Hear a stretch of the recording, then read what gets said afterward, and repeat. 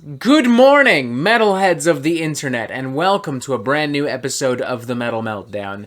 Today we are joined at Metal Meltdown HQ by a very special guest, COVID-19.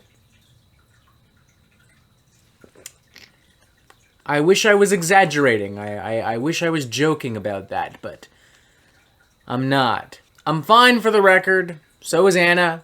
So is Chompy. But yeah, COVID. Fun. On the bright side, this means I can do a bunch of recording, I guess, so that's something. Irregardless of whether or not COVID-19 continues to swim through my body on Monday, May 30th, the Metal Meltdown is still going to stream. At this point, because we don't have anything else to do. So with that in mind, allow me to remind you once again that the Metal Meltdown is hosting our third and final installment of our ongoing Heavy Metal Super Smash Bros. Ultimate Tournament.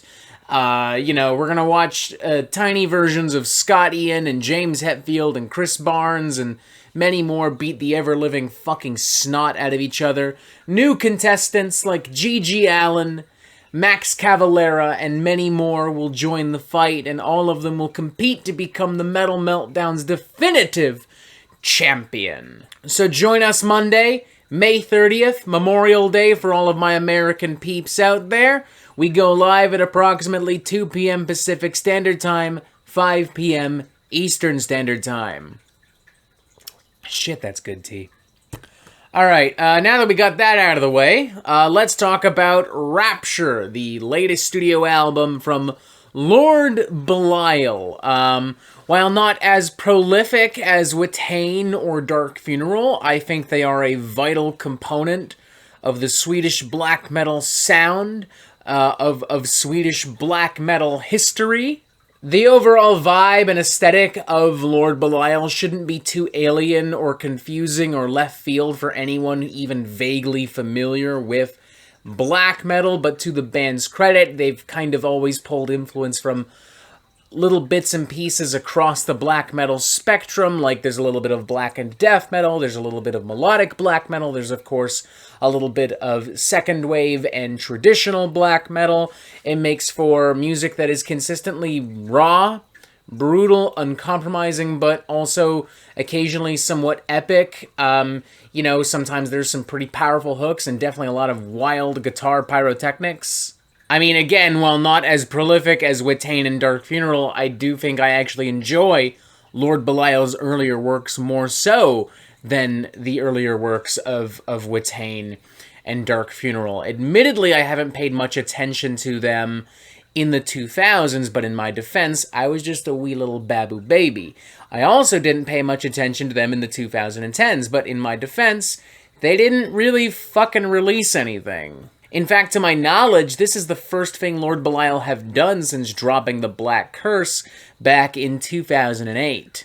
I don't know exactly why it took so long for Lord Belial to release a new album, but I can tell you this.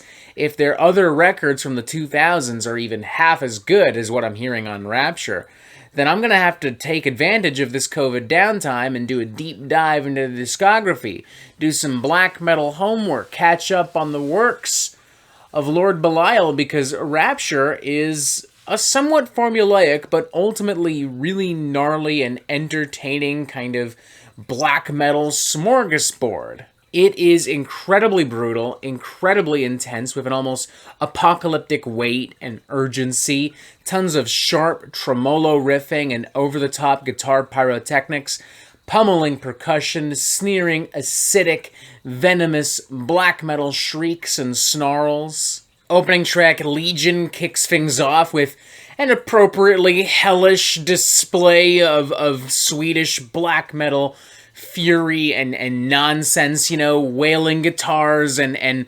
pulverizing beats, tons of gnarly black metal goodness. There are some really strong twin guitar leads in the very beginning that have a bit of a melodic death metal edge to them, and they just reek of pure evil and hatred. And the way they set up and then transition into the absolutely brutal black metal mayhem is nothing short of fantastic. Like, this is definitely something where if you love black metal, immediate boner right off the fucking bat. Following tracks on A Throne of Souls and Rapture of Belial keep the momentum going while also throwing in some different riffs and patterns and melodies to keep you on your toes. On A Throne of Souls, for instance, has some slower, moodier sections with the symphonic grandeur I would expect of like some very early Dimmu Borgir or Emperor, while Rapture of Belial leans heavier into some really gnarly, brutal death metal influence with walls of oppressive percussion and guitar riffery that would not be out of place on some of the heaviest material from Morbid Angel or Immolation. As the album progresses, we find a few more songs that are a bit more comfortable flexing some more creative and progressive muscle, namely tracks like Belie All Gods and the album's closing number, Lamentations. Both of these cuts are filled with horrifying symphonic bombast and some haunting chanted vocals contrasted with some quieter atmospheric sections and some more brutal black metal sorcery and hellfire. I'm reminded a little bit of Watain actually, but I'm also once again reminded of Emperor, Dimmu Borgir, to a certain extent, various eras of Behemoth, like some of the early stuff like Grom, but mixed with some of the ideas we might have heard on I Loved You at Your Darkest. And in the midst of all that, you have Evil Incarnate, which genuinely shocks with this bouncy, groovy riff in the very beginning that, I can't believe I'm saying this, feels weirdly reminiscent of like the King Diamond and Volbeat collab Room 24. And I mean that in a good way. Like, if that track, or more specifically, if that specific riff was expanded into a full-blown black metal rager, that's Evil Incarnate. The thing that most people are probably going to criticize, and that I've seen some people already criticizing, is the more crisp, modern, punchy production. And I can kind of understand that. You know, Lord Belial are still a pretty underground band, and, you know, you want to keep that raw underground feel and vibe. You don't want things to be too clean, to be too bright, to be too sparkly. I get it, but honestly, I think this production works best for this type of music because it gives the drums so much extra flavor and impact. It makes the guitars sound so much bigger. It gives the vocals so much room to spew and infect and just be. It makes the music feel more evil. It makes it feel bigger. And for the record, it still feels just raw enough. Like, this isn't squeaky clean in the vein of, like, a big mainstream rock album, you know? It's still got some bite. It's still got some poison. I thoroughly enjoyed this record. I would give this a 3.5 out of 5, a very enthusiastic one at that.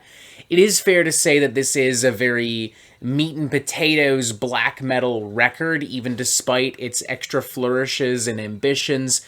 But I would say that it is meat and potatoes black metal seasoned to near perfection and cooked pretty damn fucking well, you know? Like, if I were served this plate of black metal meat and potatoes in a very nice restaurant, I would not be too upset. I would happily return to that restaurant for that same dish one more time. It would not be an issue. Maybe I'd take some home for takeout, you know? I mean, I guess if you truly despise Lord Belial, this album wouldn't do anything to change your mind, but hey, if you despise Lord Belial, you probably wouldn't have tuned into this video, and even if you had, you definitely wouldn't have stuck around until the very end, so fuck it, I'm really not concerned. 3.5 out of 5, I think it's pretty fucking good. I thoroughly enjoyed this. A collection of black metal bruisers, culminating in a black metal bruiser of a black metal record. Check it out. And that is it for the Metal Meltdown. I'm not an expert, nor do I claim to be, especially not with my mind right now the way it is. So what do you think? Do you like this record? Do you not like this record? And what do you want to hear from me next? Press this button to subscribe if you somehow haven't already. Tune into the live stream on Monday. And as always, ladies and gentlemen, you have yourself a fantastic fucking day.